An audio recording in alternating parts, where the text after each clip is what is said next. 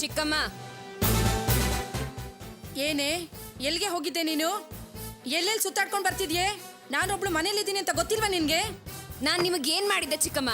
ನನಗ್ ಯಾಕೆ ಹೀಗ್ ಮಾಡಿದ್ರಿ? ನಾನೇನೇ ಮಾಡಿದೆ ನಿನ್ಗೆ? ನಿಮ್ಮ ಮನಸಾಕ್ಷಿನೇ ಕೇಳಿ, ನನಗೆ ಎಷ್ಟು ದೊಡ್ಡ ದ್ರೋಹ ಮಾಡಿದೀರಾ ಅಂತ ನಿಮ್ಗೆ ಗೊತ್ತಾಗುತ್ತೆ ಅಲ್ವೇ? ಎಷ್ಟು ಮಾತಾಡೋದ್ ಕಲ್ತಿದ್ಯಾ ನೀನು? ನಾಲ್ಗೆ ಎಷ್ಟು ಉದ್ದಕ್ಕೆ ಚಾಚ್ತಾ ಇದ್ಯಾ? ದೊಡ್ಡ ದೊಡ್ಡ ಮಾತಾಡೋದ್ ಕಲ್ತ್ಬಿಟ್ಟಿದ್ಯಾ? ಏನಾಗಿದೆ ನಿನ್ಗೆ? ನಿಮ್ಮಪ್ಪ ನಮ್ಮೆಲ್ರಿಗೋಸ್ಕರ ಎಷ್ಟು ಕಷ್ಟಪಡ್ತಿದಾರ ಅಂತ ಗೊತ್ತಾ ನಿನ್ಗೆ? ನಿನಗೆ ಒಳ್ಳೆ ದಿನ ಬರ್ಲಿ ಅಂತ ಅವರು ಮಾನ ಮರ್ಯಾದೆ ಎಲ್ಲ ಬಿಟ್ಟು ಅವಮಾನ ಮಾಡಿಸ್ಕೊಂಡ್ ಬಂದಿದ್ದಾರೆ. ಗೊತ್ತಾ ನಿನ್ಗೆ ಅದ್ರ ಬಗ್ಗೆ? ನನಗೂ ಒಂದು ಒಳ್ಳೆ ಬದುಕು, ಒಳ್ಳೆ ಗೌರವ ಮನೆ ಬಾಗಿಲ್ ತನಕ ಹುಡ್ಕೊಂಡ್ ಬಂದಿತ್ತು. ಅದನ್ನ ನನಗೆ ಹೇಳ್ದೆ ಯಾಕೆ ಮುಚ್ಚಿಟ್ರಿ?